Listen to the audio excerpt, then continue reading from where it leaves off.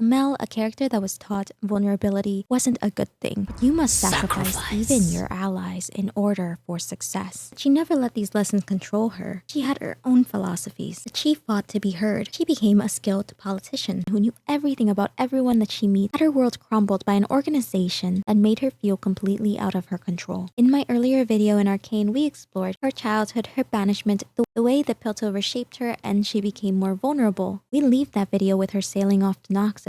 But in this video, we will explore how Lee continued her character. She writes a letter to Ambessa. What did she say? How does she feel about her awakened powers? Does she want revenge on the Black Rose? We will also be re-examining relationships and scenes in Arcane with this new context. But as a disclaimer, because we're exploring voice lines, these lines should be considered as scenario lines. If they were enemies or allies, characters that you would never see team up together are teamed up. I want to have fun, so I'm going to be overanalyzing everything. Mel is a Medarda, presumed heir of the Medarda family. Her mother was being hunted by the Black Rose, and as Mel's research got deeper and deeper on her mother, Black Rose took Mel prisoner and forced her to awaken her magical abilities through torture. The Black Rose is a secret organization in Noxus that wanted to use her powers against her mother as a silver bullet or a weapon. She uses both the component of a fox, clever, a wolf, more brutal, to discover the identity of the mage within the Black Rose that is talking to her constantly, which is LeBlanc, as well as stop her mother. This led to Ambessa dying and Mel inheriting everything from her. Her ships, her army, her title. She is now going to Noxus. Noxus is a lot more brutal than Piltover. How does she feel about her powers now? Will she follow in her parents' footsteps? Does she still care about the philosophies and lessons that she learned in Piltover? First question we want to answer is, who is she now? Mother, a soldier gave me the gift of your mask today. Mindlessly, I traced the cracks, taking in every dent, every scar from the countless battles where you emerged victorious. In the one battle you did not. Only now, as our ships crossed the waters to Noxus, has reality begun to set in. You are gone again, but this time, I can no longer hope for your return. So much has changed, and yet a part of me is as lost as I was over 10 years ago. I have lived the only way I know how, as the fox, swift and cunning. I earned the Council's trust, and nearly had Piltover in the palm of my hand. If only you had trusted me, Mother, I wouldn't be left with this mess. This is Mel's final letter to her mother, one that in her words, she will cast the letter overboard so it may be drawn into the depths, become one with the waters of Rokrund's shores, where Ambessa once defeated death itself. This letter is filled with her inner turmoil, her fears, and her promise, and I will scatter it throughout this analysis, the parts where it pertains the best. As we shift to her voice lines on how she feels on returning to Noxus, let's think about how the words that you say to someone could be a front. It could be false confidence, or it could be utterly true. But in a letter, you're able to convey your darkest feeling, especially one that you know no one will read. Everything I accomplished in Piltover means little in the eyes of Noxus. In Noxus, they value strength. They are expansionists, so they love gold, glory, land. Piltover, they value progress, especially in the technological sense. And this was something that Mel invested a lot of her money in. She was always searching for the next person to invest in. Who is the next scientist that will bring something revolutionary to Piltover? In Noxus, the Medarda crest shines brightly on this building, an arena that seemingly they fight to the death in. Mel can't even stand to look at what goes on in here. While her family funds the Noxity arena, I'm sorry, I really don't know how to pronounce it,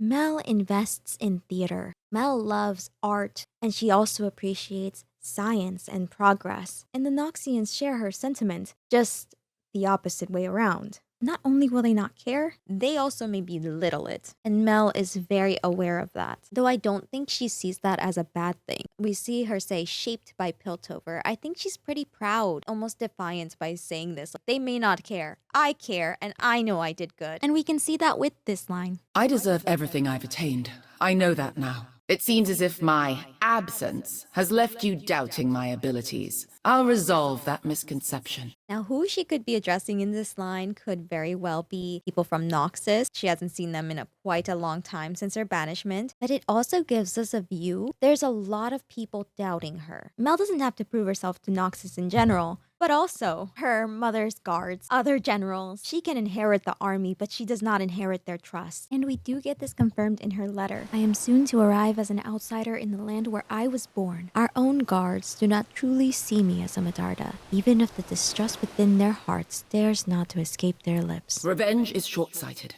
I cannot submit to its temptations. I do feel like Mel is going to go down the route of wanting revenge against the Black Rose, but you know what? Maybe she doesn't want revenge, but she just wants the truth. Before the events with the Black Rose, she was trying to figure out her past with Alora, something that Kino was also doing before he was abducted. What are the secrets that Ambessa was hiding? Why was the Black Rose really after her mother? Was it just because Mel was a born mage? She's very powerful and she only just started using her magic. It's safe to assume that her father is also a very powerful being. And I think it's these answers that are going to trump the revenge that she could seek right now, because that's short-sighted. The Black Rose will answer for all that they've done. I choose to forgive whenever possible. Putting those lines side by side was crazy work. She's like, I'm a forgiver. But you, Black Rose, step up here for a second. It's not like she is being cruel here. She does believe in forgiveness. Some people, you know, sometimes they deserve it. You kept so much hidden from me. The truth about my father, Kino's murder, and perhaps most pressing of all, this vendetta the Black Rose had against you that now entangles me. I imagine these merely scratch the surface of your lies and those of this deceiver. I plan to uncover everything you've kept from me. And it pains me that these words will never reach you, but I hope you're watching from Voraknen.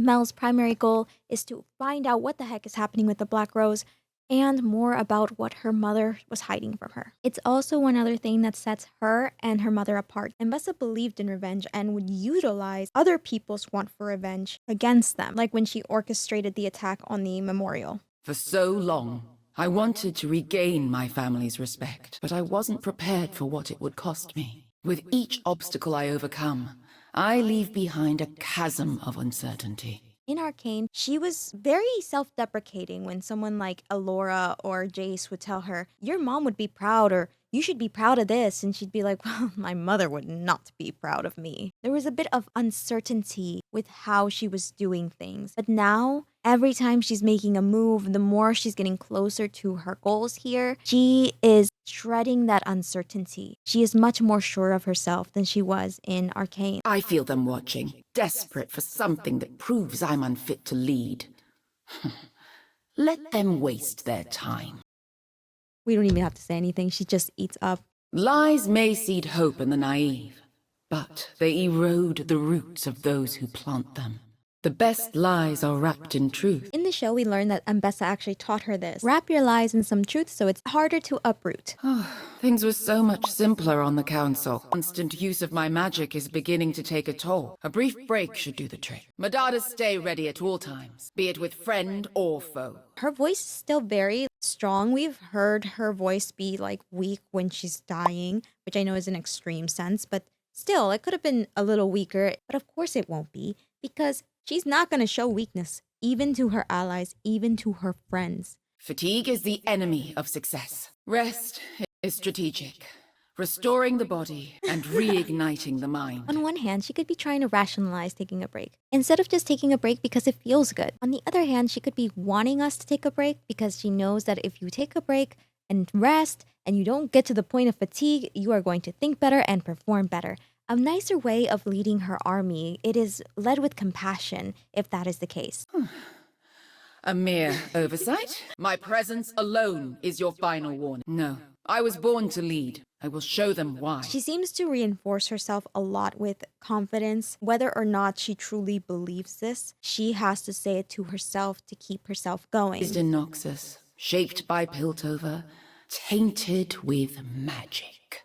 Many question my motives, but their whispers do not define me. So raised in Noxus, she is learning how to navigate the world through Noxus values. Noxus taught her how to survive, but how to live was taught in Piltover. Noxus taught her core values that she navigated the world with. Some still with her. Her guardedness, her astute nature, the way she's easily able to flow and control the conversation. But what shapes her, what reinforced her desire to move with compassion. A lot of the emotional progress that she makes is shaped by Piltover, by the events that we saw in Arcane. Inaction invites regret. The words inactions are also used in Arcane when talking about Heimerdinger. Mel always thought Heimerdinger was brilliant and respected him as a founder. However, she was frustrated how he was very conservative when it came to progress. Even with hextech, she believed it could change the future. Now, the hex gates were a problem in itself. The design is awful for what it could do to Zaun. But Arcane is filled with nuance, so although its design is awful, it also did do some good things. The hex gates are more than just a trading, shipping thing. It brought scholars from distant lands, reignited passions in arts and science. To me, it reminds me of how the printing press revolutionized the industry. Because people are able to basically travel all around the world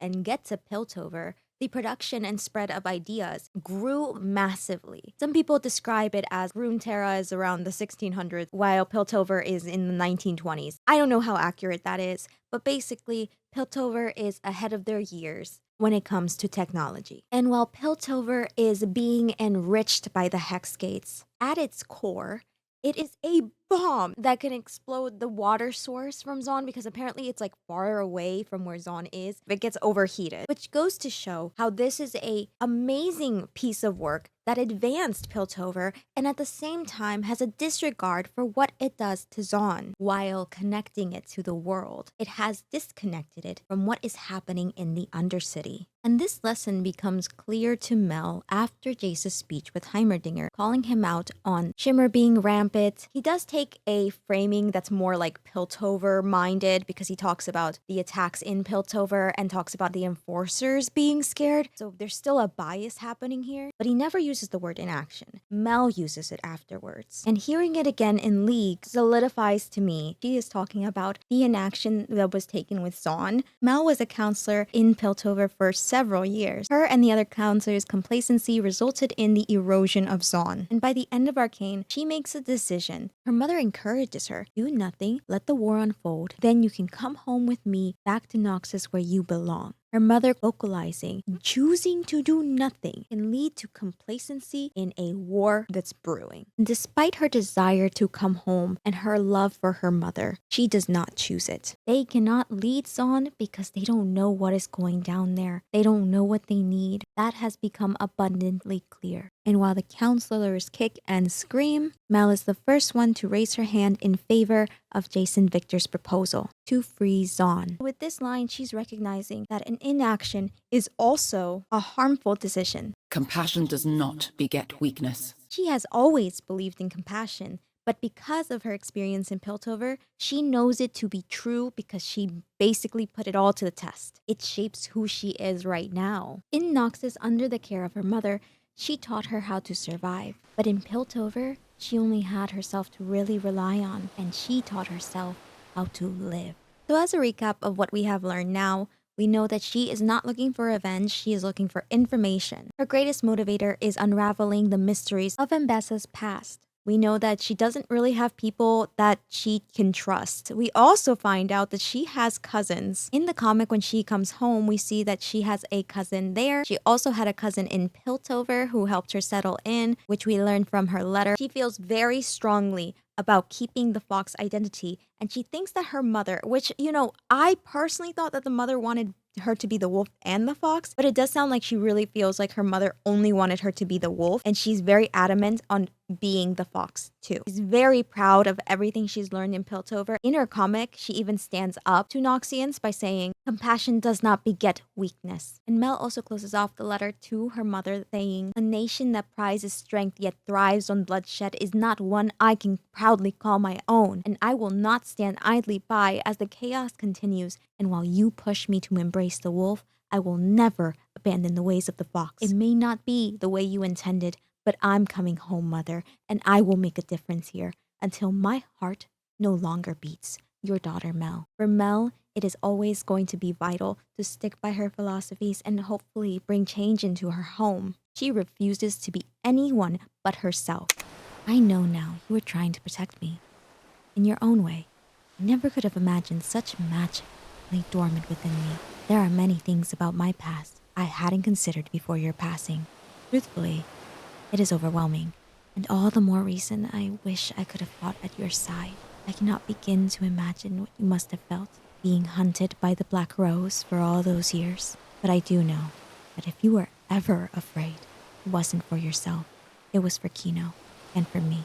And in the end, I was your undoing. Perhaps you knew all along that I was the one to fear. Tainted with magic. Many question my motives, but their whispers do not define me. So the word tainted is effect with a bad or undesirable quality. It contaminated her. It sullied and tarnished her. That's how she sees her magic. This blood is alien to me. And when we think about her transformation was a painful one. This magic, these gold plates are like embedded into her skin and she's screaming when this is happening to her. The first time that we saw it was to protect herself, but the second time was under torture. And I had this conversation with someone that brought up a really nice point. If LeBlanc had come in and said, "Did you want to discover your powers?" and Mel had said yes, then it wouldn't be like she was tainted with magic, but instead reinforced with it. But it wasn't like that. It was forced out of her. And thus her connection with magic isn't one of safety or protection or even growth. Her connection with magic is pushed out of her out of fear. At this point in time, I would have thought that Mel would have been okay with her magic or accepting of it, or leaning into it in a positive sense, but she's still not. I think if she had the choice, she would choose not to have magic at all. Mel is also like Mrs. Worldwide here. She has a lot of different names for herself in these different cities. She's a council in Piltover, and that's a very strategic or like manipulative mind. She's a Noxus daughter of someone who had a grand army. So is she brutal? Is she like, what is she? Is she weak because she was banished by her mother? And then there is tainted with magic, right? So she's a mage, and a lot of people are scared of mages. So many motivators here. What is correct? People try to figure out who she is, but she's the only one who knows her motivations, so they might as well stop trying to guess. What they have to say about her does not concern her. This is reflect. So I'm guessing this is her mirror power. I really like to think of this mirror power in context of her power. I think people misconstrued it a bit. I hate one interpretation a lot. The theory goes, Mel cannot be seen through just being herself, but people see her through the eyes of whoever they love. I think they're reaching. This kind of headcanon makes her always unlovable because she will never be seen for who she is. And this take comes from nowhere, able to sense others' inner selves and bend their magic. Conduit. A mirror. Mirror magic is nothing new. She's able to reflect back people's powers. She's able to see through people's disguises. But very often in the fandom do I see popular tweets, popular TikTok videos, where conversation around her magic centers around denying Mel and Jayce's relationship. Girl can't even have powers and it not be used for something else. Proving yourself in Noxus is no easy feat. Mel will use every tool she can to do it, including her enemy's powers, waves, missiles, anything. I cannot be undone. Oh my goodness, that one's a tough one. Because this is also during an attack. So Ambessa has said once a weapon is created, it cannot be undone. Just like Mel's transformation and how the Black Rose implied that she was a weapon, her mother's weapon actually. Now Mel is putting herself in that context. I cannot be undone as a weapon. Her powers have affected her so much that at times she feels like she is nothing more than a vessel for someone else to use, an object that inflicts harm. To think these gifts were hidden within me. The lives I could have saved. Kino, I should have been there for you. Kino is Mel's brother who was captured by the Black Rose and tortured to death. When Mel is captured by the Black Rose, they disguise themselves as him, and in order to make it convincing, they make him look scruffed up like he was there for a very long time. It's very likely this was how he looked during his final days. He gets to see a glimpse of his suffering, and she also recognizes this. It brings back the "and the lives I could have saved" line. With her newfound magic, if she had been there with Kino, this maybe wouldn't have happened. She could have saved him or Alora. She could have stood up against the Black Rose. Here's where we get to see a little bit more of the Medarda philosophy. Strategy and strength. The wolf, the fox, both necessary, both unrelenting. I'm no longer bound by her standards. This is by Pantheon's Bakery, and it has a bunch of Mel lines and their interactions. Wrath is necessary to defeat our enemies, Mel. Mother, I'm ready to show you what I've learned. And maybe this is a bit of the wolf mindset. wrath being excessive anger, need to be vengeful or angry in order to have the power to defeat the enemies, which is showing that Mel is not the type of person to use that. Their lines also imply that Mel needs to prove herself. Mother, I'm ready to show you what I've learned. Show me all that you've learned. Though it's not said in a demeaning sense. So, you have embraced the wolf? Have you finally realized your potential, Mel? Ooh, that is rough. To realize your potential is kind of saying like her other qualities are absent of that potential. Being the fox, being cunning, some of the philosophies that are really to her core seen in a good light by her mother. And we know this, but it still hurts. You taught me well, Mother. A wolf has no mercy. Ever the fox, little girl. Sly, but soft. Whenever Mel is talking to her mother, she's not bringing up the fox. At least when she does, she doesn't bring it up alone. I think because she knows that that's how she can communicate to her mother better. And when the mother brings up the fox, she does bring it up usually in a more demeaning sense. Ever the fox, little girl. Not in any way a way to lift her up. The softness being a contrast to the wolf that she wants her to be. Oh, wow. Oh! I was not expecting that to be a kill line for Mel. In Arcane, when Mel's mother is dying in her arms, Ambessa goes, "You are the wolf," and she says it with a smile. Now Mel is saying it to her mother, the way it's being said in here. She has long embraced being the wolf. You made me weak. Ambessa hid Mel away, claiming that she banished her because she couldn't stand the judgment of Mel because it weakened her. You are no Medarda. So what does a Medarda mean? According to Ambessa, Medardas do not forgive or forget, and they are loyal to their own. That last one hitting a little bit more. At the end of Arcane, she was talking about how, mother, look at what your ambition has cost you. Kino, Rictus, these people that are loyal to the Medardas and are Medardas themselves. These are people that they should be protecting. But due to Ambessa's ambition, they are dying. So that's why she's saying, you are no Medarda.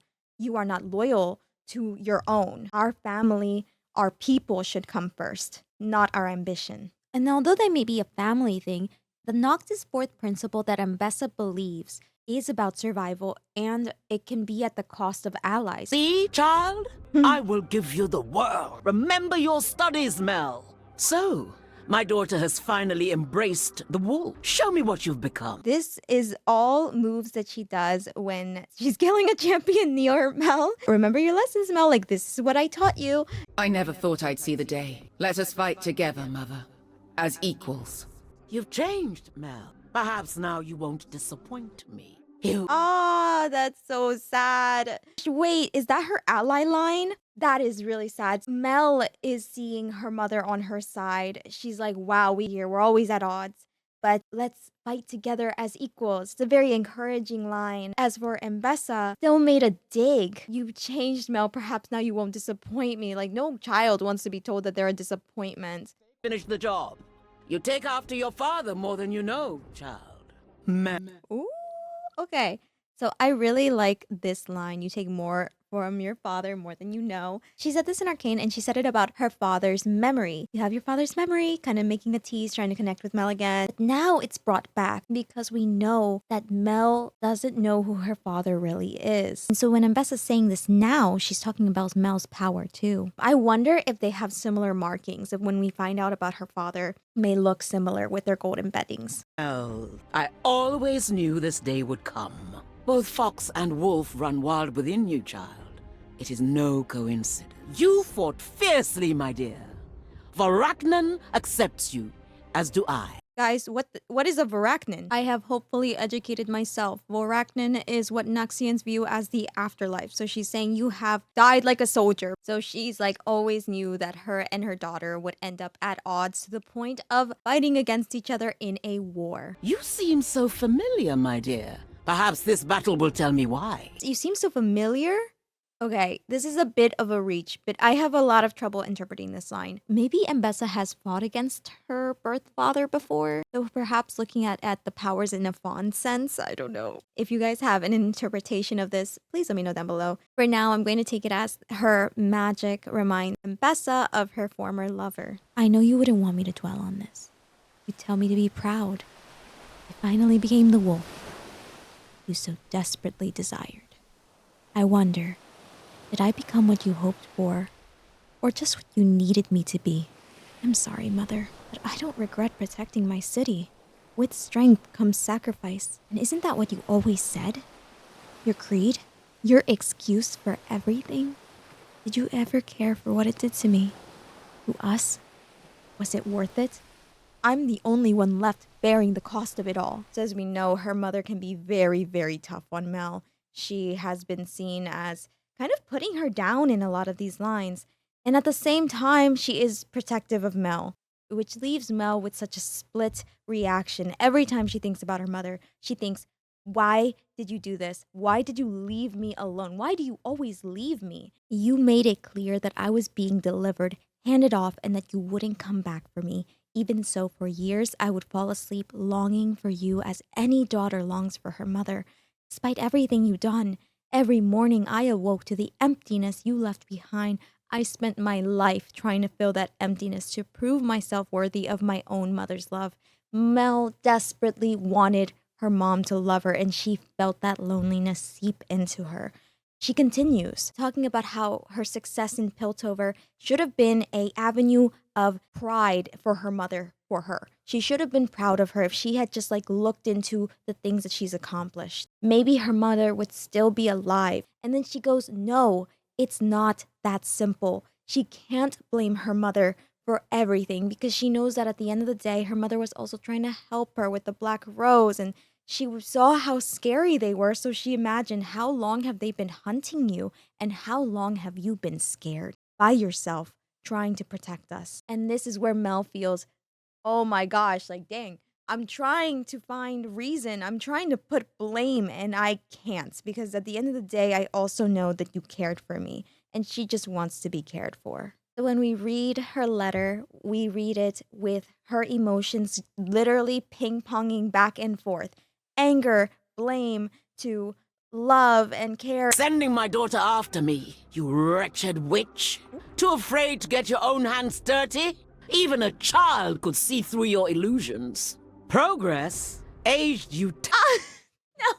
Before we get to Jayce, she does call out LeBlanc and again confirms that yes, LeBlanc is the person in the Black Rose that was after Mel. I don't know if this is the only line we're getting. I kind of wanted to have more. I want her to drill into LeBlanc. Yes, aged you terribly, boy. What did my daughter see in you, Jayce? I taught her better. I taught her better.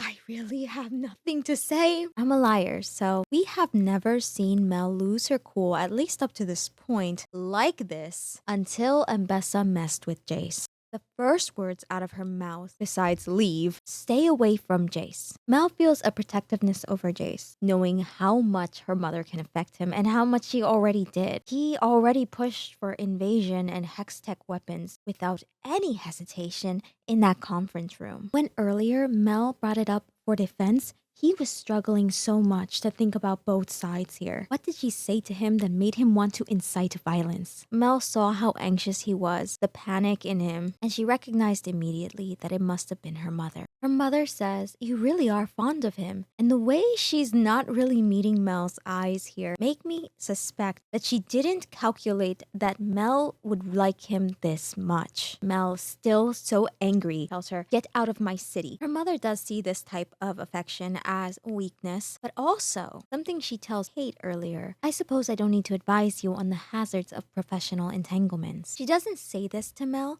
but she does say, I taught you better. Mel's heart is already so enraged by the idea of him getting manipulated by her mother. The dangers of a professional entanglement is betrayal, having them use your warmth, your softness against you. To Ambessa, her daughter should be careful of affection like this. Ambessa, my city isn't your plaything. It's your grave. Your grave? If they ever had family dinners, it would not go well. Stay with me. Oh, okay, that's beautiful. So, in that move, Mel is dying in the hands of Ambessa. So she's like a child again, just asking for her mother to hold her, to not leave her in this moment. I did my best. Kino, Mother, I couldn't.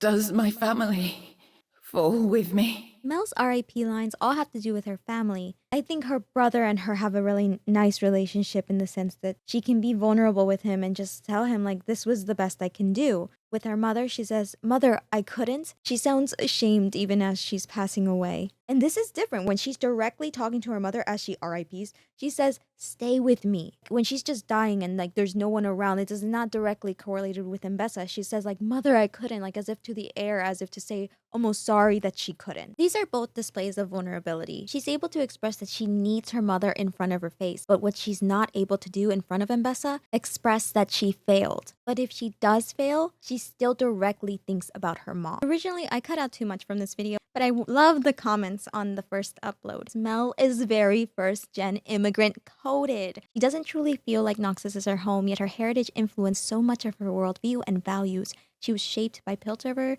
but she never fully belonged as a foreigner. She's in between worlds, so to speak. She's also torn by appreciation for her mother's sacrifice, but wanting to forge her own path.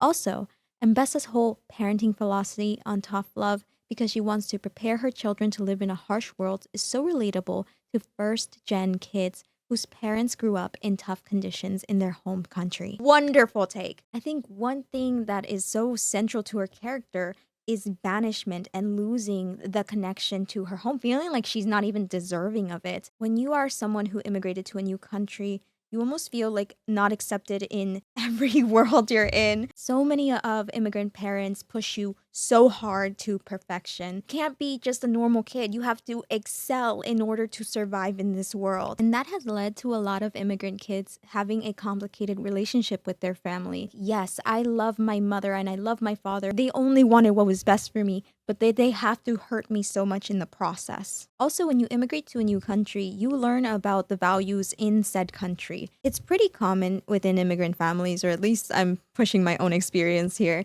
argue with your parents based on the different philosophies from the different places you live in. So while something may be okay in your home country, you don't feel like it's okay because you've seen how it works in another country. Mel with compassion not being seen as a weakness. She already felt this way, but now she feels it even more because she sees it actually works and functions in another society. And as we close off on Mel and Ambessa here, I want to mention one thing about the Ambessa music video. Ambessa is in a war and pregnant with baby Mel. The kindred visit her. As she's on the verge of death, the wolf approaches her. She either enters Rokrund or she has a vision of it. Ambessa is seen clinging to this lamb idol, and you even see a statue of her as a child clinging to it. This lamb idol almost representing her innocence, a sacrifice that she is giving up. Cries as she looks at her younger self, and it encourages her to get up, continue fighting. The idol is being torn apart and the shards of it become the wolf. She then is seen sitting on a throne, like controlling her life again.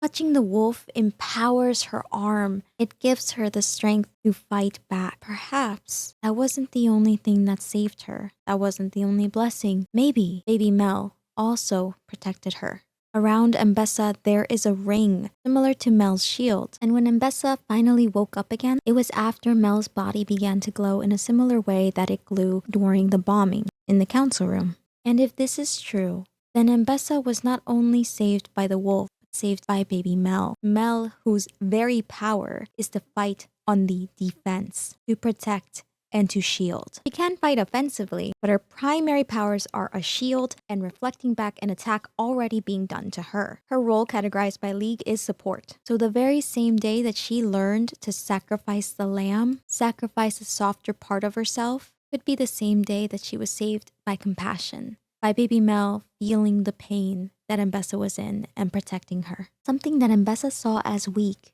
and would leave this earth never knowing that it was powerful enough to save her life. Mel, whatever happens, if you're with me, I'm with you. Oh, Jayce and Mel have always been allies. They have always been on each other's team. It is a dynamic they are most familiar with. Of course, they had that fight and misunderstanding in the council room, but that doesn't mean they were ever enemies, and they went back to being allies right away. So for Jayce here, he is expressing his loyalty, and it calls back to me lines like, "Nothing feels impossible when I'm with you." This is Survivor Jayce. Like, this is already after everything he's gone through. Pretty significant that he still feels this way. What will prevail?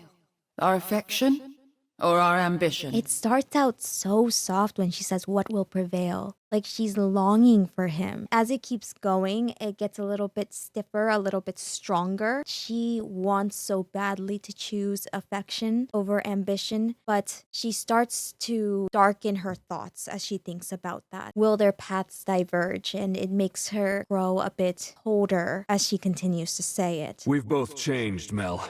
But are we beyond repair? Ooh. So in the repair part, we can hear his voice cracking a bit. He's acknowledging that they have changed and possibly that they have rifted apart, but that he doesn't want them to be apart. A partnership, whether it's romantic or not, that's something that he vies for. While Mel kind of talks in a way that's distancing. What will prevail, our love or our ambition, something that would wield them apart? Jayce is doing the opposite. He's addressing that they are already apart, but can they come back together? Mel, show me who you've become. Show me you're the one in control. I sent my brother these lines and he said smash as soon as he said that. In Arcane, Jayce said to Mel there is one thing that he knows in his bones. No one can control her, no one can make her a vessel, no one can use her as a weapon. She is always in control. So even though now that she is different, even though he could call to her and tell her, wait, do you remember when you were like this? Wait, this is not who you are. You know, he could say all these things, all these lines that are like, go back to who you were. He says, show me who you've become, because he has a trust that she will always be in control. Now, alternatively, someone could think that, well, he has had a lot of experience now with mages and it's a scary experience. He's scared of what the Arcane can do, and is she being controlled by it? And yeah, that could be very well another case. I do think it kind of takes away from the other one where he's saying that he always knows she's in control. But combining a little bit of both of these interpretations and adding in Mel's perspective, Mel who says that she is tainted by magic, who doesn't like these powers necessarily. Having someone who is also scared of like what this power can do now, telling you to show all of yourself, show everything that you become, doing it with a form of trust. It puts agency back into Mel's hand. Sometimes she may feel like a weapon or she's controlled by someone else, but Jayce is ever reminding her that she is the one in control, both in the show and in these lines. What are you planning, Mel? For me? For us? For us? Who is us? Of course, Mel can be very meticulous, and Jayce is aware of that. But his lines still remained kind, even when they are enemies. The us is just a bit like, so there's still an us, Jayce? If she's planning something against him, it would just be him. It wouldn't affect their relationship if there was no relationship to be affected by, right? There was a pause between the two, so it made me also think that it was said with a bit of intention. You were luminous, Mel. Always. Oh, wait, that's really cute.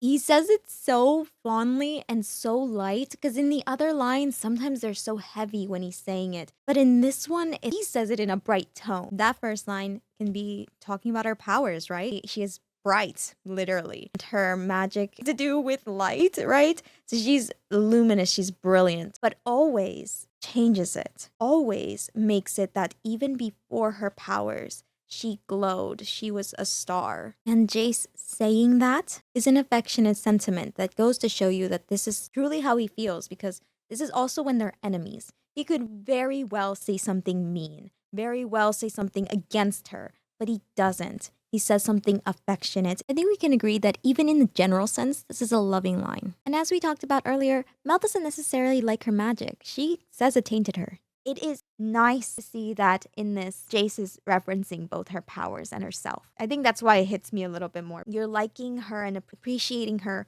fully, on her dying breath, for things that she is insecure about. Another love torn away. Goodbye, Jayce. Her voice is soft in Another Love. She sounds like she's about to cry in Torn Away. And she goes back to being very soft in Goodbye, Jayce. Mel has experienced so much loss, so much that she just allows love to just disappear from her life, because that's just a given in her life. She lost Alora. She lost her brother Kino.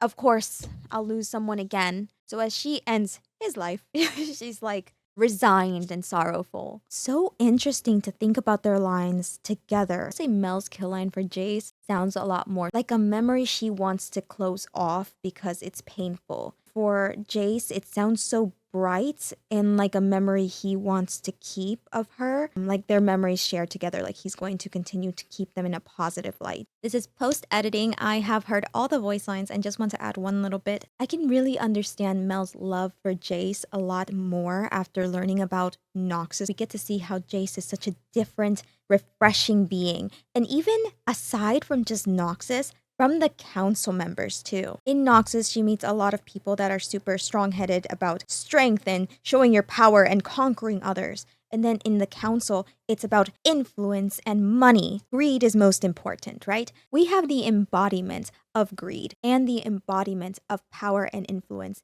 in Sallow and Counselor Huskell. For example, when closing down the Hex Gates, Shula cared about the Thousands would lose their income. while Counselor Huskell cared about his own investments. Sallow is willing to work with Ambessa just so that he can be basically the leader during martial law. He's also very bitter about other people's name and influence because he wants that as well for himself. It's the name. It bewitches people. Now, what does Mel think of the embodiment of greed and influence? Oh, look at those two stooges. Does Mel share a want for luxury and influence? Yeah, she definitely seeks recognition for Piltover. And the form she tries to gain that recognition is by investing in science and art. She really likes investing in people, and she wants her next investment to be something revolutionary. Jayce comes from a blue-collared family. His father was someone that put hammers in the hands of the people. He wants to do something similar, be able to help those who are working. So you're saying your study was meaningless? It was revolutionary. Jayce not only offered something revolutionary in the sense of a tool, but in the sense of a mindset, giving the average day person the ability to wield a form of magic, a power that can improve these people's lives, at least on paper. Piltover, the land of progress, equality, innovation. I know it sounds impossible, but when have we ever let that stop us? Intellectually and emotionally, she can connect to Jayce. In fact, they can all connect here in how they are rebelling for progress. They're also nerds. Bro, they are so theatrical. Look at these two movements. Your audience awaits, Counselor. Imagine the wonders they could create if we put magic in their hands. I suspect that she's fond of his theatrics. Now, many people believe that this scene was Mel seducing him or trying to manipulate him with her body. But seeing the original storyboard where it is Jayce making the first move, grabbing her waist, doing the first kiss right after saying the same line, it makes me believe that the reason that they switched it to Mel doing it is because they wanted to put agency in the woman's hands, for her to be able to make the first move, to choose when to make that step. Arcane is a show that likes to break a lot of gender roles. The Kiermans is a matriarchy family. So many women are in leadership roles. So why not give Mel this agency? But it's not just the storyboard. You can tell in her behavior too. Mel has used flirty techniques before, but there is a clear distinction between her typical flirting technique and this scene, and that is hesitation. When she is using her flirty technique, she's very bold in her touches. She shows a confident smile. There is no hesitation in her movements. And she's able to do that because rejection does not matter. That is not the goal. But when you're expressing yourself to someone and you're opening up to them, rejection is scary. Her touch is so much less bold. It is just nudging their hands together, showing her interest, but up to there. He waits for some sign from him. Here Jayce is talking about giving something to the people, and she talks about how her family usually takes from the world. They don't usually give anything back. That's when Jayce tells her, well, you gave me something. I couldn't have done this without you. Not only did she help him with his dream, because his dream is to help other people, she is also a part of that. Jayce didn't have to say something that puts her into his world, that writes her into his story, but he does, and to her it is a sign of mutual interest. Her look before he says this is unsure, and her eyes are fluttering like she's struggling. A shyness that is very rare from Mel. And after he says this, she feels confident again. Before their lips even meet, she holds his hand and he immediately wraps it with hers. Arcane doesn't like to spell out anything for anyone. Usually it's done in very, very subtle moments. Blink and you'll miss it. And to me, this scene needs to be consumed as a whole. What are their behaviors like before and after? What are they talking about? Things that are emotionally important. She's already opening up to him about her family, as well as him opening up to her about his family. The scene is interlaced with intimacy. They have been pining for each other for 7 years, and tonight they get to indulge in it. Those 7 years made up likely of Jayce seeking advice from her. When he enters the party, he looks specifically for her. He pulls her away from Alora. "May I speak to you for a moment?" And without even glancing, he's already walking off, knowing that she will. It is like a practice routine for them. And when they enter her office, for a moment, he forgets what he was going to say. When she's flirting with him, they animated him swallowing hard. And after his speech, the first person that he's looking for is Mel. His smile dropping immediately when he doesn't see her, straining a smile after he sees that she is leaving. Jayce is pretty obvious when his smile is honest or not. Even after seeing a dark side of Mel, Jayce is still giving her this soft smile. His luminous always line really goes to show you that he has been harboring this very sweet sentiment of her and seeing her in a brilliant light since they met. He already does. It scares him. It scares them all. What about you? I recognize that any worthwhile venture involves risk. By this point, Jayce has been banished from the academy, never to set foot in it again and never to do his research again. Mel, Cassandra, and Heimerdinger are the ones who stop him from getting banished completely from Piltover. Heimerdinger proposing a different idea than banishment, Cassandra being the one to immediately raise her hand in favor of Heimerdinger's suggestion, and Mel not only raising her hand, but influencing another council member to also raise their hand. But the idea that he could have gotten banished even shook Cassandra. He must be banished from Piltover. While she was on his side earlier, she looked around and realized that this could have hurt her image. His mother has also said that he is doing this because he's lost his mind. Does this, of course, because she wants to save her child. But they all know how this will affect how everyone is going to view him. They won't see you. Your name's no good now. Because now his reputation's tarnished. His dream is made a joke of. He believes he could have convinced the council. And he tells his mother, "If my own family won't help me,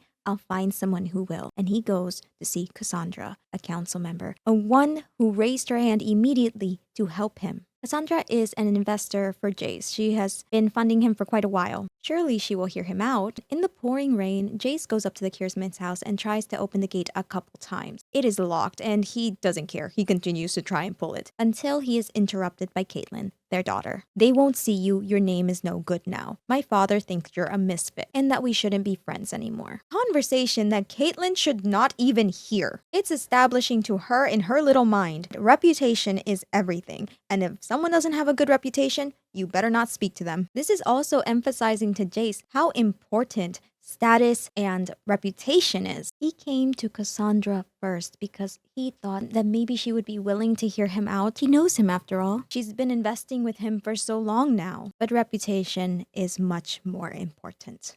"I'm sorry. I just wanted to explain. I think you've done enough." Cuts him off right then and there. Jayce looks and feels defeated in this moment. So defeated that he loses all hope. But he does have people that believe in his dream. He does find them. And it is Viktor and Mel. Viktor goes, "I want to help you complete your research," bringing back a spark to Jayce and grounding him. Viktor and Jayce want to sneak into Heimerdinger's lab in order to save it. But as they're trying to sneak in, who surprises them than Mel? There is no explanation why Mel is there. Mel was earlier in the council room. Correct me if I'm wrong. I heard that the academy and the council room are very separate locations. There's just not a lot of reason of why she is here. If not, maybe that this sparked her curiosity in the same way that it sparked Viktor's curiosity. Both of them going to the location of where they can find more information on Jayce's research. For Mel, that is Heimerdinger's lab where his research is. And for Viktor, it is Jayce's office, which he knows the location of because Heimerdinger sent him there before. Willing to risk the exile for your endeavor. That's quite the conviction. Mel knows exactly how serious it is what they're doing. And yet, she doesn't stop them. She is actively giving them an opening to convince her. Because if they can convince her, she can convince the council. It also lets them be able to really think about the things that concern the council. She knows how they work, and if they want to do their research, they better know how they work too. Council is scared of their project, so how are you going to convince them to not be scared? Jayce asks her, "Does the potential scare you?" Mel goes, "Any worthwhile venture involves risk." She was already interested, but they need to give her something real in order for her to let them continue sneaking into the lab. Sure, reputation's on the line too. And what Jayce says to convince her speaks to her. The reason Jayce smiles at her in this moment is because Mel doesn't care about his reputation, his status. She doesn't cut him off or see him as less than despite everything that happened at the council. She was there, just like Cassandra. And although Cassandra knows him. Mel doesn't and is willing to listen. His interaction with Cassandra crushed him. It's what made him convinced that there was no value left that he can give to this world. So to be heard, accepted, and supported in this moment by someone in the same position as Cassandra, the person who used to have so much faith in his work, it made him feel validated. She subverted his expectations by not letting the current status of Jayce's reputation influence her listening to him, or for his dream to be seen as less than. The potential that his research can have is so much bigger than that. And that is just one part of her that is brilliant. You were luminous, Mel, always. Also reminds me of the line, you were right. You were always right. Have to go in by force. Could trigger war. Tired of talking and negotiating, Jayce wants action. He wants to do something, like invading a Shimmer facility to take down Silco. Something that would lead into civilians getting hurt. But unaware of this reality, unaware of what it really looks like, Jayce does it anyway. You don't know war. I do. There may be a diplomatic solution. Mel encouraged a diplomatic solution, which was something that was really aggravating to Jayce at the time. But now he understands that. Maybe there could be a diplomatic solution, and that is the freedom of Zaun. Men, they all think themselves gods. She said men derogatory. And here I thought you were more than another man with a god complex. So they come from the same point of view. Men have god complexes. But Mel saw Viktor as different. She saw him as more, as someone who had a lot of thought and empathy in his mind. When you have a god complex, you think you're above others. You think that you know what's right. And I personally feel like she felt a bit frustrated when delivering this line. Like she had wanted him to go to a different path. The Arcane seems to have manifested quite differently within you, Mel. Mel, as one embraced by the Arcane, you now know the true value of hextech. I love how sciencey Viktor gets, because both in the show, he doesn't even get scared that she's magical. He's like, oh my gosh, she's a threat. No, he's like trying to see into her mind and get to know more about the Arcane, because he's just a nerd. I say that with love. Viktor's also someone who deals a lot with loneliness and not having connection. He says like, I am not alone anymore. I can hear all their voices. So when he's saying, Mel, as one embraced by the Arcane, you now know the true value of hextech, he's trying to bridge a connection between them. Your path promised greatness, Mel. An unfortunate conclusion. Like, yo, why are y'all eulogizing her in such a sweet way? These are kill lines. These are enemy lines. If someone has animosity towards another, there is nothing stopping them from making a snide comment here. But he doesn't. He says something so sweet, acknowledging her greatness, the quality or state of being important, notable, or distinguished. Though we became enemies, Mel, your support will never be forgotten.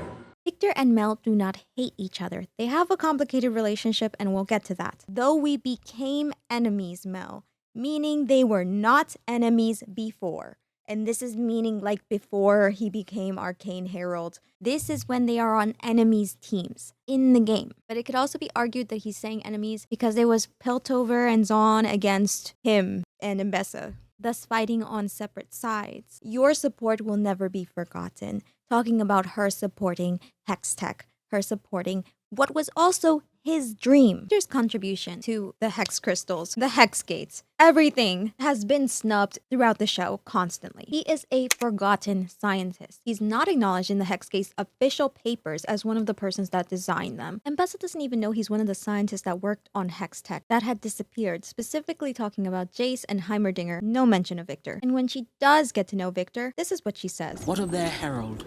The blood should sustain Viktor. She only knows him for who he is in Zaun. And Ambessa was there before he became the Herald. Jayce is always the Council's and Heimerdinger's, all of Piltover's first choice. During Progress Day, he is asked to give the speech. And it does not matter whether Viktor does not want to say a speech or not. It's the fact that he is always overlooked. He is only reached out to when they can't find Jayce. Given all these moments where Viktor is disregarded, there are few scenes where he's acknowledged by anyone for his work outside of Jayce and Sky. You're the professor's assistant. No, he's my new partner. Some people took this as Mel putting him down. I do not believe so. Being the professor, a council member's, the founder's assistant is a huge deal. Mel has a keen eye for talent, and one of the ways that she is able to tell who is a great inventor is through who Heimerdinger favors. When she was understanding Jayce's case, one of the things that she wanted to know was But Heimerdinger favors him? even though she doesn't always agree with Heimerdinger's more conservative fashion with progress, she does value his opinion, especially when finding a talented scientist. Understanding that Viktor is Heimerdinger's assistant, someone that Heimerdinger favors, sets off a ringing bell to her. He is a talented inventor. Talented inventor who also sees the value in what Jayce is doing. Mel is in no way putting him down in this moment. What I think they're trying to get through the scene is Mel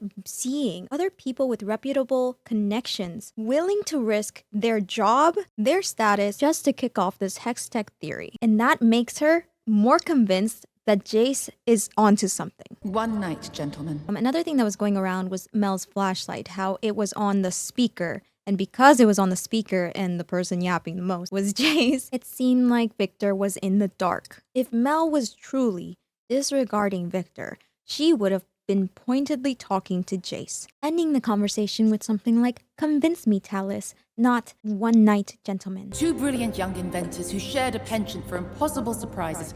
The second scene, she is arguing with Jayce, and she could very much try to just convince him, just talk about him. But when talking about hextech and that invention, she's going to mention the both of them, and her solidifying how she thinks of Viktor as brilliant. Now, there is a scene where she makes him feel disregarded as well. I talk about it more in my first video, but essentially, both Mel and Jayce kick him out of a conversation that he should very much be a part of. When Alora tells her that other people are seeing how weak Piltover is, Mel initially does not move. She doesn't want to go and build hextech weapons until Alora shows her a letter from her mother, and it reminds her of all the war crimes that she has seen in the past. Mel does not want to weaponize hextech weapons against all of Zaun. She wants specifically to make sure that she can use them for defense in case the person that has a hextech crystal in their hands is like her mother. I wanted to protect the city from people like you. I can't believe you'd start a war. War isn't our first and every recourse. Sponsored hextech to protect the city, not burn it to the ground. Not a weapon against Zaun, but just against this person who has the hextech crystal. And her story focuses a lot on how weapon is created, it cannot be destroyed, and it is always used. If we're lucky, we'll never need to use it. Something that Ambessa shows her can be twisted and instead used against her. There's also this really amazing thread. It goes over how Mel's past as a child of war massively skewed her idea of greater good. She's the only one who knows what's at stake, especially from the perspective of the people that are the aggressors. In Noxus, they are the ones that are taking over other countries. They're prefacing this, of course, by saying that Mel is in the wrong.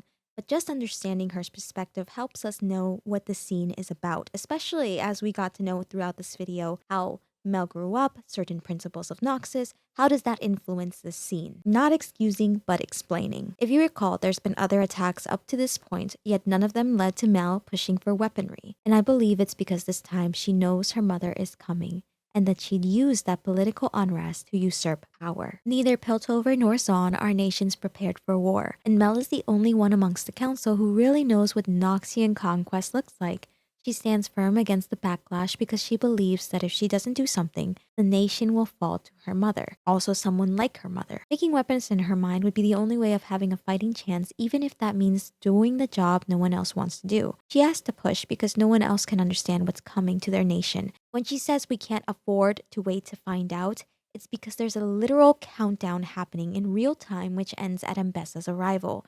That shows us the primary thing she's trying to defend isn't Piltover from Zaun, but Piltover from her mother. The transition from the letter to this scene was immediate. Mel gets the letter, and the next time we see Topside is that scene. We're trying to be the fox in order to outsmart the wolf by being utilitarian in the face of blind rage. It's only when she learns of Kino's death and sees the signs of her mother's manipulation of Jayce is that the only way forward is to not build them at all. This is the child who believed exile was merciful because she was taught that the standard was death. The kind of skew is reflected in this scene to show she's still so similar to her younger self. And that is where I really loved this thread. When I read that final line, exile is still extreme. Of course, it's still an attempt to save her life. We get to see what exile can do to a person through Mel. And it is a lesson once again taught to her how extreme it is, how isolating it is, because she is then exiled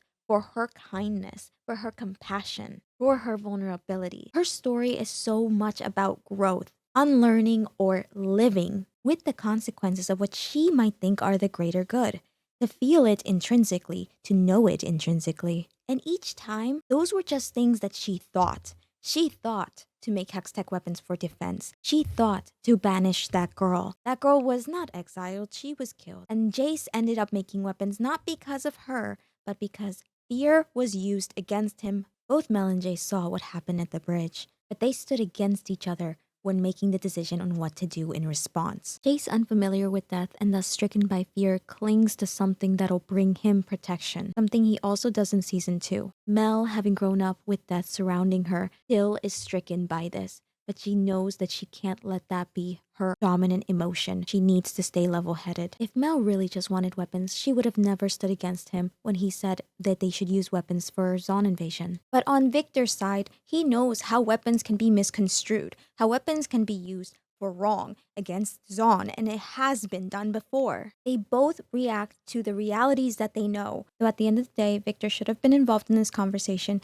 because he has a better perspective of Zaun and is co-founder of hextech. Though I have seen this scene be taken to such an extreme degree, Mel is one of the few people in Piltover that never says anything rude about Zaun. She never calls them any names. She doesn't group them together even when she got exploded. Sallow is over there saying, we need to invade all of them. We need to get all of them. And she's like, no, it is one person. It is Jinx. We're only going to go after Jinx. But she does get outvoted. 2-1. We invade. I draw the line at hextech. Such force must be a final resort. But because of this scene, people say that she hates Viktor and looks down on him in every possible way. Mel is complicit and ignorant to Zaun's suffering, but she is not in any way the type to say any of these things shown. This scene is used so often as what to base their relationship out of. And while we do need to acknowledge this because this is a really important piece of all of their connections, Mel, Jayce, and Viktor, Viktor's lines in League prove that there is more to their relationship than this moment. In his lines, he's choosing to speak to Mel with appreciation rather than animosity. Just like Jayce's scene where he is being classist to Viktor's face, where he broke several promises that he made that hurt Zaun, is not used for the entire basis of their relationship. We know Jayce loves Viktor, and sometimes his choices end up hurting a lot of people, even people that Viktor cares about. But his journey is to try and learn and be better. So is Mel's. But while Jayce gets excused, such as he apologized right away, so he doesn't really feel that way, Jayce is sorry to Viktor.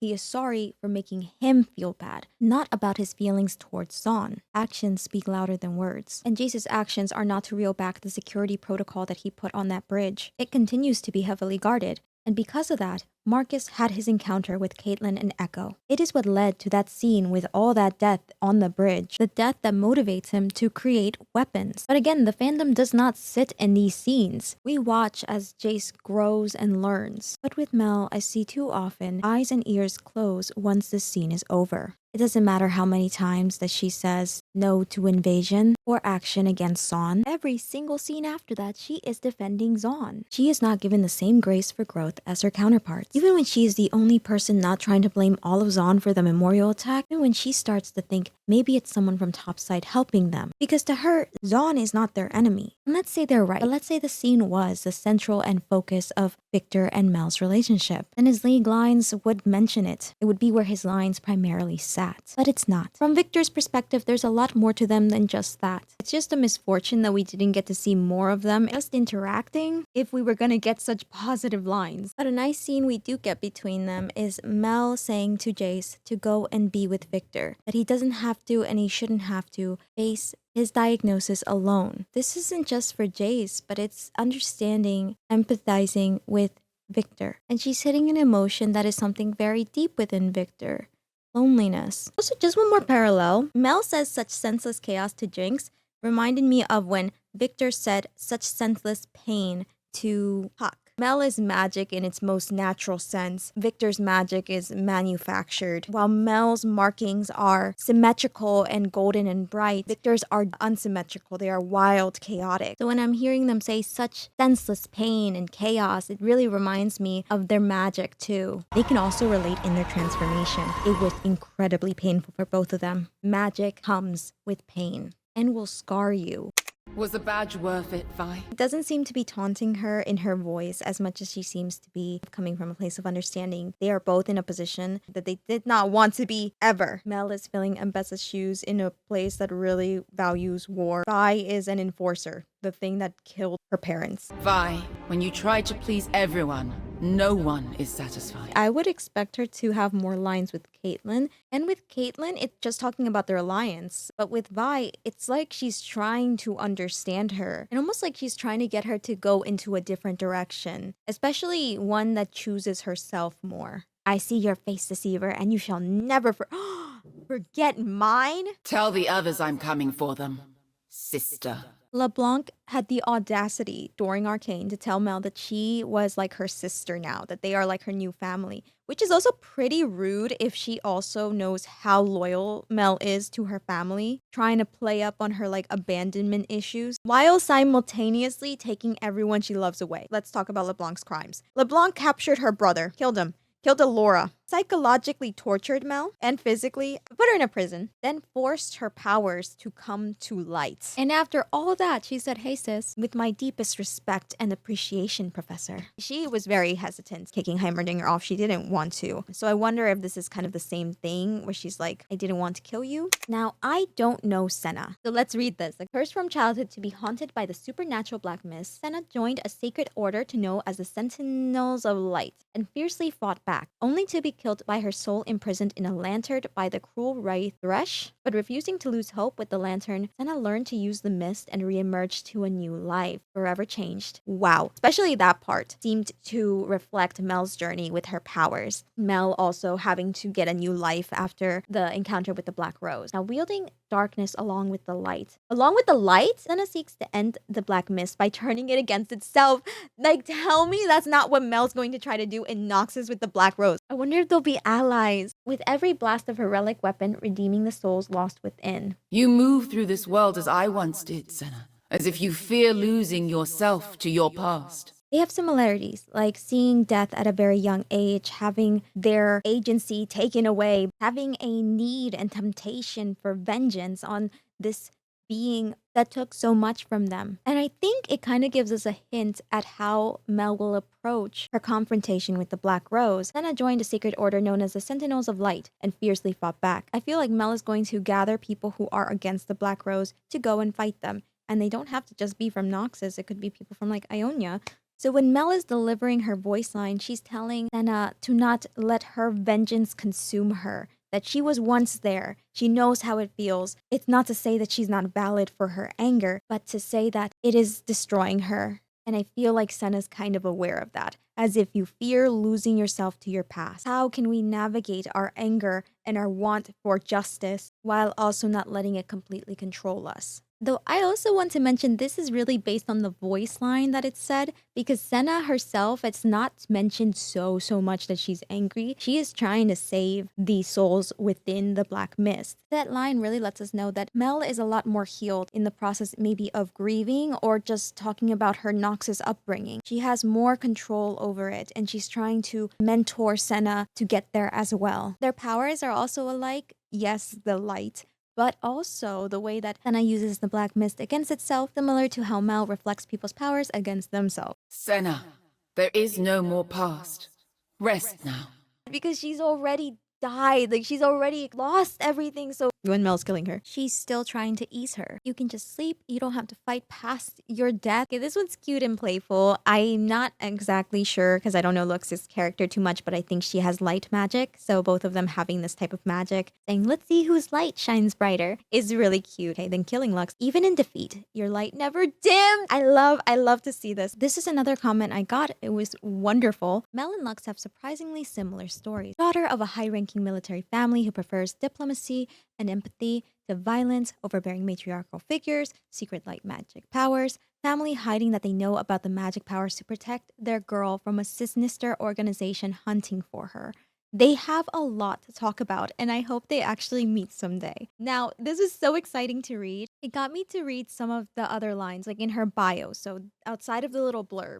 Garen took to his family's role with fervor, her brother, joining the military when he was still little more than a boy. Lux, in his absence, was expected to help run the family's estates, a task she resented, even as a young child. She wanted to explore the world, see what lay beyond the walls and borders of Demacia. Magic, the terror of Demacian myths, was as much a part of Lux as her Crown Guard lineage. She discovered it after, I think, being attacked. Fear and doubt gnawed at her. Would she become evil? Was she an abomination to be imprisoned or exiled? And this relationship with her magic, I think, is going to resonate with Mel if they do have a conversation on it. Lux ends up experimenting with her magic and finding almost like joy in practicing it. If they are able to connect through magic, I think that Lux could help Mel see it as more than just a tool for protection, even. It could be a more happy experience. The Mage Seekers wanted to crush and suppress magic, while the Black Rose wanted to exploit it as a weapon, so the threat and Mel and Lux from these two organizations is opposite, but equally awful. Lux is a cool character and I really want to see her. A future team up with Mel and these two would be incredible. So thank you so much, Wonders Nowhere, for your perspective on Lux. So needed. Another character I am not familiar with. Hwei is a brooding painter who creates brilliant art in order to confront Ionia's criminals and comfort their victims. Really? That's beautiful. Beneath his melancholy rolls a torn, emotional mind, haunted by both the vibrant visions of his imagination and the gruesome memories of his temple's massacre. Oh, wow. Hwei seeks to understand this light and dark, which drives him inevitably towards the artist who unraveled him. With paintbrush and palette, Hwei shapes endless possibilities as he draws ever closer. Wow, wait! Hwei shapes endless possibility as he draws ever closer to earning closure and embracing despair. If you want to see an analysis on Mel and her artwork, I went a deep dive analysis of her paintings. For one of them, she painted a necklace of a girl that her mother killed in front of her, quite literally showing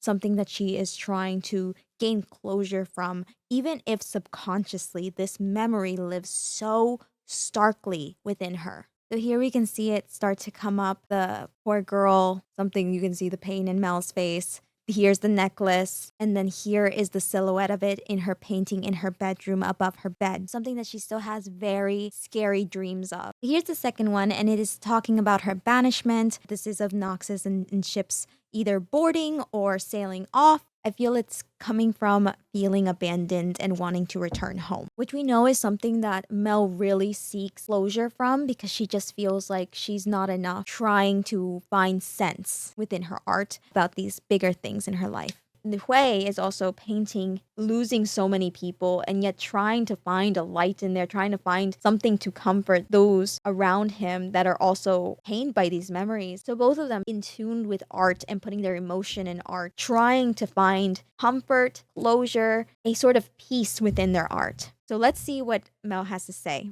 Her first encounter with hwei. Such despair. What is it that haunts you, hwei? Mel is so in tune with art, she understands it. She's able to interpret art very well and is able to see the emotions that hwei has. Tries to open conversation with him. I want to see this relationship continue. I want to know where they're going to take it because he's from Ionia. Oh my gosh. I'm gonna let the writers take the reign on this, but I mean, possibly we could learn about maybe if hwei has had conflict with Noxus. Is there a connection between her mother? Hwei, from one artist to another, your passion outshines the pain. Just trying to comfort him so much. Mel could have focused on the pain aspect. A lot of people sometimes they'll be like, oh, your art is so, I can feel the pain in it.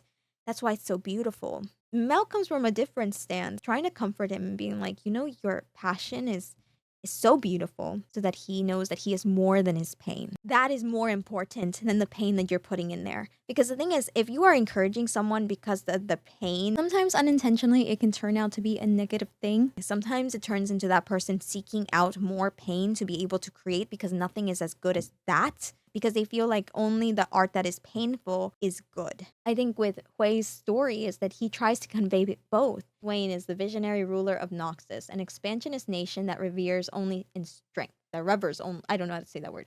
Though he was cast down and crippled down in the Ionian Wars. Okay, that scares me with hwei and Mel. His left arm severed, he seized control of the Empire with ruthless determination and a new demonic hand. Now Swain commands from the front line, marching against the calming darkness that only he can see. In glimpses gathered by shadow ravens swarm the corpses all around him. In a swirl of sacrifices and secrets, the greatest strength of all is that the true enemy lies within. General, didn't foresee this outcome, did you? Tell me, Jericho Swain, is your vision as sharp as your tongue? Basically, Mel loves puns. He keeps making vision jokes because he's the visionary ruler of Noxus. A visionary leader ensures the vision becomes reality by stating clear goals, outlining a strategic plan for achieving these goals, and equipping and empowering each member to take action. So it almost feels like she's kind of questioning his leadership a little bit. That final scene in Arcane where the Raven is coming up and taking the hex gem from the ruins of Jayce's hammer is connected to Swain. Now, Swain can also turn into a raven from what I hear, and he won't stop following Mel. The Black Rose, as we know, are also interested in her. But maybe some of the voice lines are taking a jab at how he's following her, and she's like, well, you know what? I see you. Didn't expect this outcome, did you? I have a small theory about what's going to happen in Noxus. Noxus has 3 principles: vision, might, and guile. Ambessa talks about discovering a 4th principle: sacrifice. Now, each of these principles are correlated with a ruler of Noxus. Vision is Swain, might is Darius, and the identity of the guile is officially a mystery, rumored to be a puppeteer, dark underbelly, and politics of Noxus. Some people think of the faceless being to be LeBlanc, and so there's this theory that perhaps Mel comes in and challenges this guile, that perhaps she will be the new seat in there. Now, why would that even happen? Well, it seems that Ambessa has a prophecy or some vision of her sitting on the throne. And when this is happening, Mel is in her belly. As we know, Ambessa doesn't end up being on the throne of Noxus. But maybe the prophecy wasn't for her, it was for Mel. I want to propose that maybe taking up someone's seat, but instead going to be the 4th seat. Ambessa foreshadowing it. Sacrifice. This is something that Ambessa has told Mel when she's pretty young. And when Mel comes back, she remembers that lesson that her mother taught her and goes down there and talks about her own philosophies in the room of all the Noxians. I know I read some comments where people don't want to see a 4th chair in Noxus. This is highly irregular. It stirs things up, just like Mel adding an 8th seat for the council. The council has held 7 seats for generations. This scene's so important that it is already paralleled in Jayce's fire scene, when Jayce was in the alternate universe. Perhaps it's time to propose a more radical solution. One of her arguments for adding Jayce into the council is sacrifice. He would sacrifice his work for the safety of Piltover. Mr. Tallis has demonstrated his commitment to our safety. He's willing to sacrifice his own enterprise. But that's not where the parallels would stop. Now, we know that Swain is against the Black Rose, and perhaps if the guile is in connection with the Black Rose, he could want someone like Mel to help him snuff it out. Just like how Mel got Jayce into the council and he started to investigate the enforcers and investigate what's going on in Zon, their storylines would parallel a bit here. I really don't know much about League and Noxus, and this is from what I found, so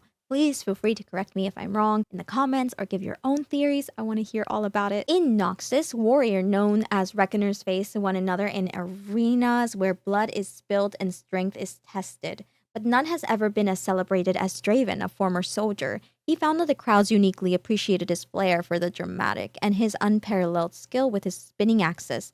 Addicted to the spectacle of his own brash perfection, Draven has sworn to defeat whomever he must to ensure that his name is chanted throughout the Empire forevermore. So she goes, Draven.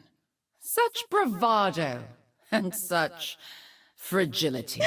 I'm a huge fan. I think it's really sweet when we compare lines like this that she has with lines that she gave Jayce and Viktor. She could have dragged both of them, They could have dragged her. They didn't. Ever since the end of season 2, there is this narrative that they don't like Mel. But league lines beg to differ. I love that Mel is having so many interactions outside of just Arcane characters. We get to see how her connections are like in Noxus. We get to see how it's going to be with some possible friendship allies. Like, I really love hwei, Senna, Lux, and I want to see more. Of course, take these lines as you want them. For me, it does give me perspective on Mel's characters and how she sees other people. There's still a book coming out. Ambessa's book is going to be coming out. I'm really excited to know if like there were some hints about her powers when she was young or her father. Ambessa's relationship with her husband versus Ambessa's relationship with Mel's birth father. Was Mel's father one out of love, or was he just some affair? How does she feel about her husband? I'm just so curious. I have so many questions. And as always, thank you so much for watching. Please like this video if you liked it, or subscribe for more. It lets me know what you guys are vibing with. Shout out to some of my longest subscribers: Weston, Uwu, Subaru, Andrew. Thank you so much. They were my TikTok longest subscribers. A big shout out to all the really nice comments that I got on the Mel video. Was not expecting that, and I'm so grateful that you guys found the video and that you liked it. Thank you, Star Marie, for drawing my character. It is so cute. If you guys want to support the channel, you can become a YouTube member, which gets you cute little emotes and a cool little VTuber. Now I will leave you guys with the best Mel voice line. They fall before me like long shadows cast by a setting sun. She's beauty and she's grace. She's... She's just a girl.